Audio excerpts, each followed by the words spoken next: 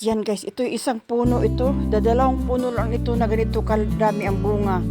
Ito yung pangalawang puno ito guys. Oo. Ayan. Ba?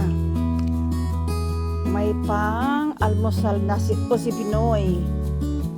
Ito talaga pag nakita ko maraming bunga ang aking mga halaman, ako ay talagang the hard work's been paid off. Tuwa ako pag makikita ko talaga mga halaman ko, mga veggie garden ko na maraming bunga.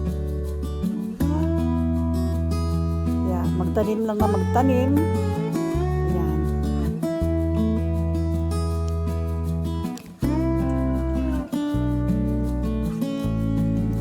First time ko guys na pagtanim ng talong dito sa Australia na ganito ang bunga niya. First time ever. Ako is so happy. Meron akong talong at marami siyang bunga. Yan. Isang ulam ko na ito guys. Isang ulaman. Isang ulam na yan.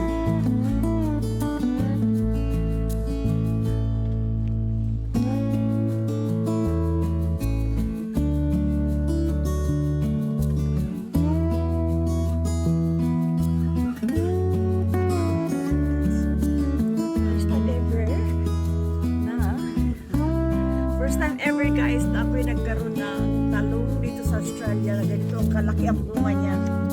Ayan. Guys, guys, pwede ko na itong ulam. Isang ano na ito guys, isang tortang talong. Meron tayo sa kanila. Ito ay pwede na ito guys.